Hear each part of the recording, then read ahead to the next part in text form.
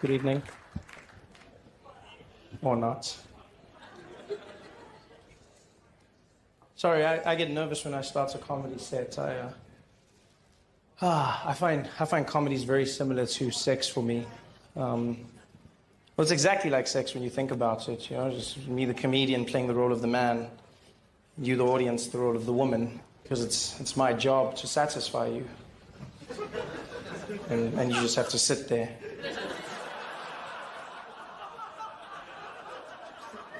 And then, just like sex, my success or failure is somehow determined by how much noise you make during my performance. Oh, you're just faking it now. Thank you. It's a one-sided affair. So I hope you aren't the quiet types. No, you were great, really.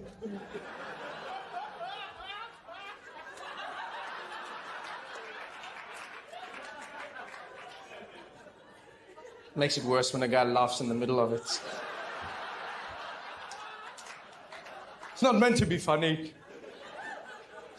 This is my first time in Australia, and I must say I'm enjoying it. After days of traveling to get here, I finally arrived, and it's quite a quaint place. It wasn't supposed to take me that long. We were delayed. First delay was I got to the airport in Johannesburg. I was on a Qantas flight, and they said, sorry, sir, there's a bit of a delay. I said, how long? They said, 24 hours. So that's not a delay, that's cancellation. So that's another day. So they said, come back tomorrow. I came back the next day, and then we tried it again, and this time we were on the plane, and there was another delay of about 4 to 5 hours where we were stuck on the tarmac, and the plane couldn't take off because the airplane wasn't balanced.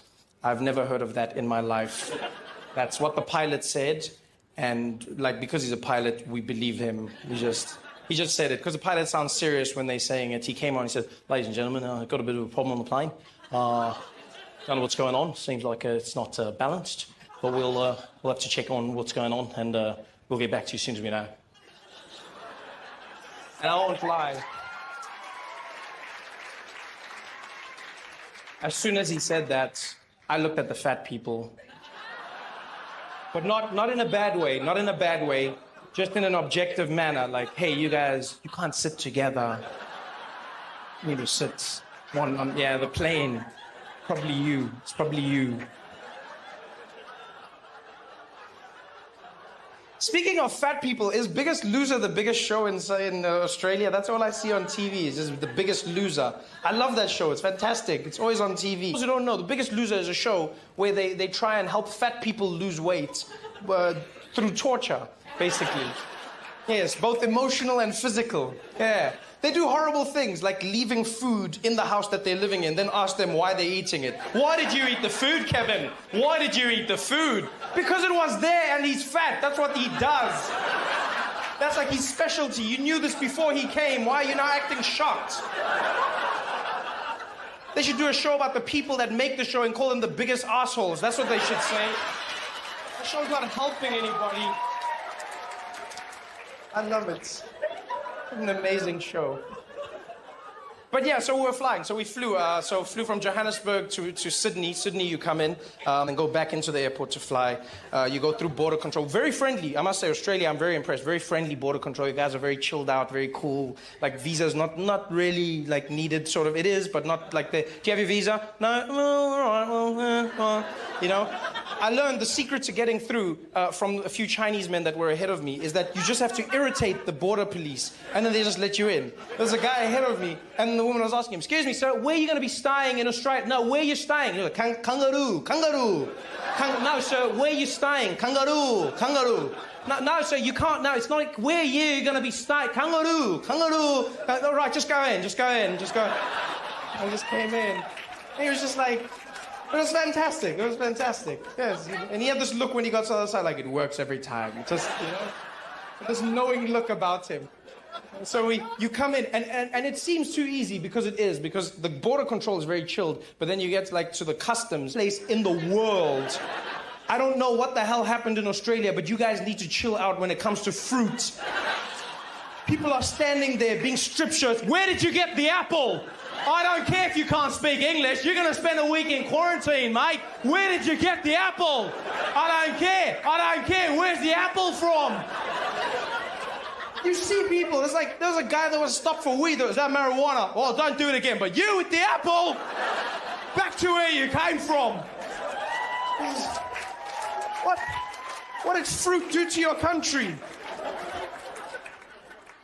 It's such a weird place getting used to Australia because you finally come in and then you can't understand anybody. You really, really can't because like you guys say you speak English, but it's not. It's like you try, but then I couldn't tell. Like sometimes it actually sounds like it's Chinese. I used to hear people making jokes about, oh, there's all these Chinese, but then when you come, you don't know if the Australians are Chinese or not Chinese. Like, because it sounds the same to me, especially like a very deep Australian accent. It's very like people say things, oh yeah, how you go, oh yeah, oh, ni hao, oh yeah, ni hao, oh yeah. I don't know what's going on here, man. This is very. And then the phrases I do understand don't make sense, like positive phrases, like apparently she'll be right. I don't know who she is and how she applies to me, but this is very important. Yeah. You also feel it's very important to tell everybody that you have no worries. Yeah. I didn't ask you about your life's philosophy. I just asked you how you were on the day, and you, oh, no worries, no worries. Really? Not even one? Not even one worry?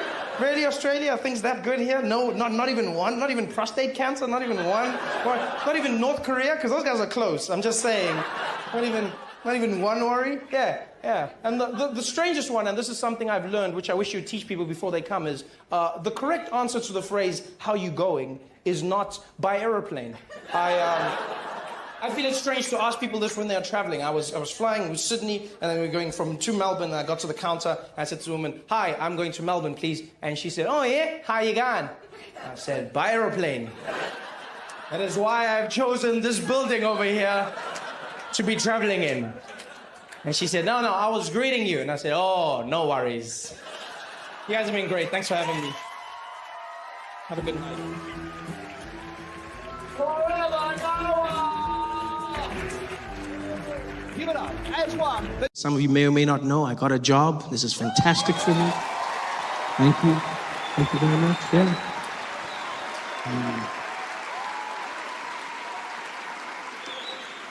That's how my grandmother put it, funny enough. I phoned my grandmother to tell her that I'd be working on The Daily Show, and she was really excited. She was like, ooh, Trevor, I'm so happy for you. Well done, you got a job. I said, no, Granny, I already had a job. And she's like, no, you didn't. Did you have an office? I said, no. She's like, then it wasn't a job. That's all she cares about. My mom was a bit better. I called her to tell her the news. And to give you a bit of a backstory, I've got two younger brothers. Right? One brother is 9 years younger than me, and then the youngest is 20 years younger than me. Right? And so the youngest just became one of the student council members in his school. Right? So he got onto the student council. So I phoned my mom to tell her my good news. I'm on the phone with her. I'm like, oh, Mom, I don't know if you heard, I'm going to be on The Daily Show. And she's like, oh, my baby, I'm so excited. Oh, praise Jesus. This is wonderful. Well done, baby. I'm so happy for you. And did you hear what happened to your brother? I'm like, no, what happened? She's like, oh, he's on the student council at his school. Oh, I'm so excited. Both my boys are doing big things in the world. I'm so happy. Oh. And I was like, yeah, some things are bigger than others.